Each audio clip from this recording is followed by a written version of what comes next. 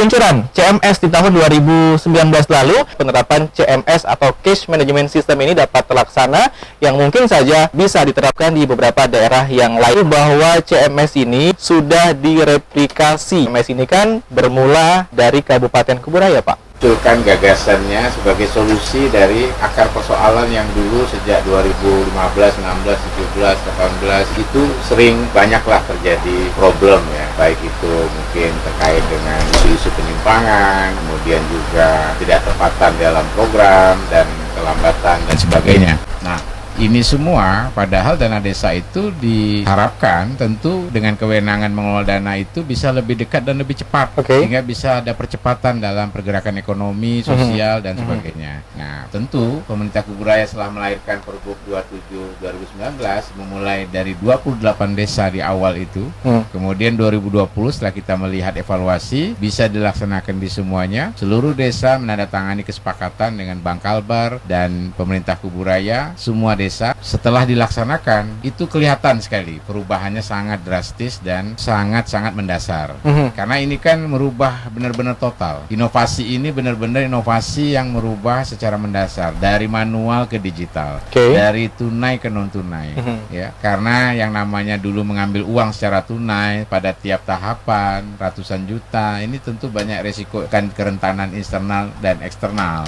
Ya, nah penyelewengan yang sebetulnya kita mencari gagasan solutif, dan itu semua alhamdulillah bisa terlaksana dengan baik ya, dan dampak-dampaknya nanti bisa kita dijelaskan dari banyak hal sisi. Kita bersyukur malah kalau ini bisa direplikasi oleh daerah-daerah lain, karena memang tentulah ini kan kita harapkan apa yang kita gagas ini bisa bermanfaat. Jadi tentu harapan kita desa ini benar-benar bisa menjalankan kewenangannya dengan baik, karena dulu ketika undang-undang desa awalnya banyak orang menyaksikan apakah desa siap mengelola dana yang besar dan sebagainya, euforia dan sebagainya, SDM-nya.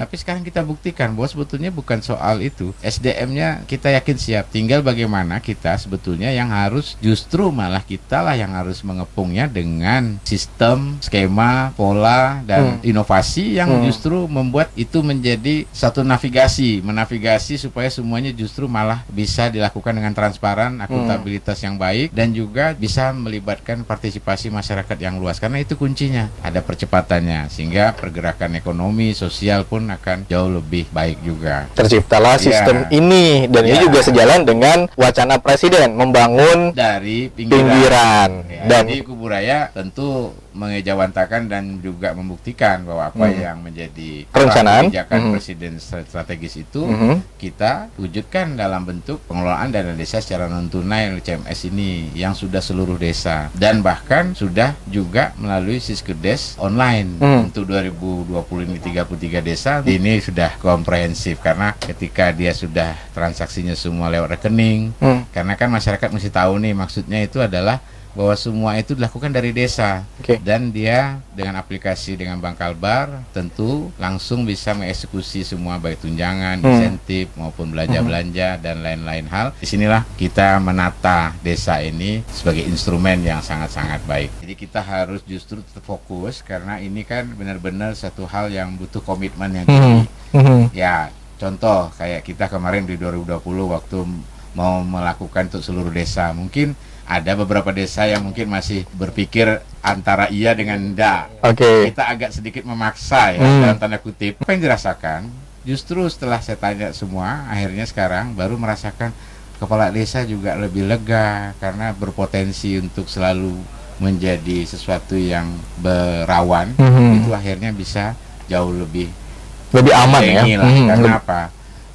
Kepala desa dan juga perangkat desa jadinya segala macam hal itu bisa langsung transparan, karena melalui rekening transaksinya, kemudian catatannya, dan juga pencatatan atau katakanlah pertanggungan jawabnya itu bisa dilakukan dengan lebih bisa memberikan jelas ya, Pak, yang baik dan bisa dipertanggungjawabkan. Karena setiap transaksi terdata itu di rekening. Sehingga muncul trust juga di desa. Ada trust yang baik, kepercayaan. dan itu berpengaruh pada pergerakan-pergerakan dan partisipasi masyarakatnya. Pertumbuhan ekonomi juga semakin lebih cepat. Semua program kesehatan, pendidikan, infrastruktur, kemudian pemberdayaan ekonomi masyarakat, rumah tangga, program pemberdayaan perempuan, ya, itu jauh lebih efektif, cepat, dan tentu punya indikatornya itu menunjukkan adanya hal-hal yang meningkat. Selanjutnya saya ke Bu Rini, apa yang menjadi kendala utama dalam penerapan sistem CMS ini, Bu? Ya, baik, kita mulai ini memang kondisi real pada saat sebelum pelaksanaan CMS di desa itu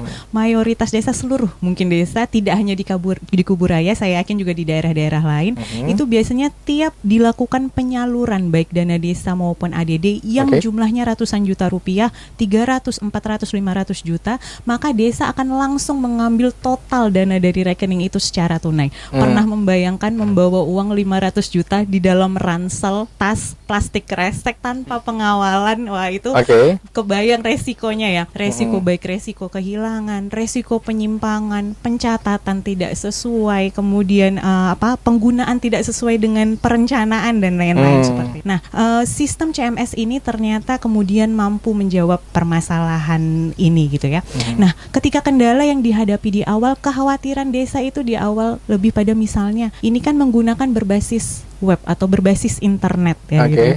Kekhawatiran dengan kondisi desa, geografis desa di Kabupaten Kuburaya yang ini ya beragam berpulau-pulau, ada banyak kekhawatiran di desa. Bagaimana kemudian ketika kami tidak punya jaringan misalnya internet di desa dan lain-lain. Nah, ternyata sistem ini begitu mudah digunakan, bisa menggunakan laptop, handphone dan lain-lain, dan itu ketika desa misalnya di kantor desanya blank spot nih, blank spot. Dia tinggal bergeser ke daerah yang punya sinyal, gampang sekali langsung menggunakan transfer dan lain-lain. Jadi secara kendala dari evaluasi kami baik dari tahun 2018 ketika 28 desa pertama itu, bahkan ada desa yang paling jauh di Kecamatan Batu Ampar, itu ada desa Sumber Agung di 28 desa pertama yang kemudian menerapkan CMS ini, ternyata bisa melaksanakan itu dengan lancar-lancar saja dan tidak ada masalah gitu. Jadi ini merupakan sebuah kendala yang dikhawatirkan di awal, tapi ternyata dalam pelaksanaan, dalam evaluasi ternyata bisa dilaksanakan diasiati dengan baik. Nah, kendala lainnya kemudian mungkin berhubungan dengan bagaimana kemudian membiasakan nih kepala desa dan perangkat dengan pola non tunai ini gitu ya. Kalau dari awal mindsetnya itu kepala desa pegang duit, uang gitu, banyak jumlah besar tunai. Nah, sekarang kondisinya nggak ada lagi pegang uang karena uangnya berada di rekening desa. Kalau mau transfer penghasilan tetap kepala desa, transfer. Mau transfer insentif RT RW, transfer. Mau bayar beli ATK, transfer ke toko. Mau bayar belanja material di toko bangunan, transfer gitu. Jadi semuanya itu akhirnya merubah pola mindset secara keseluruhan bahwa desa tidak lagi memegang uang tunai gitu. Nah, ini mindset yang perlu dilatih, dan sebenarnya kalau terkait dengan kemampuan SDM perangkat desa dan lain-lain, berdasarkan pelatihan intensif yang kami lakukan, ini aplikasinya mudah dan sebenarnya mereka juga sangat mampu untuk bisa menerapkan. Jadi kalau kendala yang berarti sebenarnya tidak ada, justru dampak-dampak positif yang kita temui pada saat evaluasi ini. Justru ini dampak baik dari sistem CMS ini, kita justru memberikan pembiasaan sistem cashless dan juga pembiayaan bahwa masyarakat itu sebenarnya, ayo kita memasyarakatkan tabungan, memasyarakatkan rekening gitu ya, memasyarakatkan pola transfer non tunai yang memang ini seiring juga dengan kebijakan pemerintah pusat. Desa-desa sudah lebih cepat dalam proses penatausahaan, pelaporan, realisasi, pelaksanaan kegiatan dan lain-lain, sehingga sudah lebih cepat dalam proses perencanaan dan penganggaran pada tahun berikutnya. Ketika dulu penganggaran tahun berikutnya itu biasanya baru mulai di bulan April, baru mau buat APBDes untuk tahun berjalan. Nah, begitu dilakukan CMS ini per 31 Desember mereka sudah tetapkan APBD, sehingga bulan Januari, Februari sudah bisa salur dan sehingga pelaksanaan pun bisa lebih cepat, realisasi kegiatan bisa lebih cepat. Silpa juga sangat berkurang, minim. Kalau dulu karena mulainya April sampai Desember cuma punya waktu 8 bulan, wah berkejar dengan waktu untuk penyelesaian pekerjaan. Nah, sekarang dengan dari awal, dari Januari sudah bisa melaksanakan, maka desa lebih aman, lebih tertib administrasi, silpa pun menjadi lebih minim, sehingga desa bisa maksimal penggunaan dana yang menjadi hak masyarakat, itu pun menjadi bisa diimplementasikan secara lebih baik. Pak Jakaria, banyak sekali risiko-risiko yang terjadi ketika transaksi itu dilakukan dengan cara tunai. Ya, anggaran yang cukup besar yang dibawa oleh kepala desa maupun bendahara desa membuat pemikiran-pemikiran ada yang positif, bahkan mungkin ada juga yang negatif. Coba-coba. Ya, berkomitmen untuk membuat sistem yang bisa menutup celah terjadinya penyalahgunaan keuangan desa. Kalau dampak yang paling tampak apa itu, Pak? Sebetulnya dampak yang paling luas itu ketika kecepatan desa itu mengelola, ini kan amanah nih, tanggung jawab. Kalau ngelola dana Uang harus rakyat. cepat digunakan sampai deliver lah ya. Oke. Kemudian betul-betul dirasakan masyarakat. Nah, ketika dia cepat digunakan, kemudian realisasi dan bisa dipertanggungjawabkan dan tidak ada masalah, desa kondusif, tidak banyak lagi berisik-berisik soal kasus dan sebagainya. Kemudian situasi masyarakatnya juga antusias di sana sini, denyutnya terasa nih. Mereka bergerak karena merasa semangat lah karena desa-desa bisa betul-betul programnya jalan.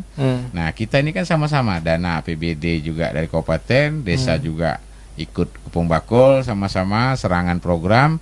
Nah, ini jelas efeknya multiplier efeknya jelas semuanya. Nah, sehingga desa-desa ini jauh lebih bahagia lah. Dan tujuan kita untuk digitalisasi desa ini kan sudah jelas nampak nih. Desa SDGs nih sekarang masih banyak sebetulnya soal desa ini tidak akan pernah habis nih Bang Adi. Tapi kita terus berusaha mengejar ya. Kita justru dari perjalanan ini kita terus kejar terus mana yang masih agak kurang. Ada hal-hal yang harus diperkuat. Jadi intinya inovasi CMS ini sebagai katakanlah pembuka atau menjadi pemantik atau menjadi suatu formula awal yang memang mempengaruhi perubahan secara keseluruhan transformasinya ini dari manual ke digital, dari tunai ke non tunai.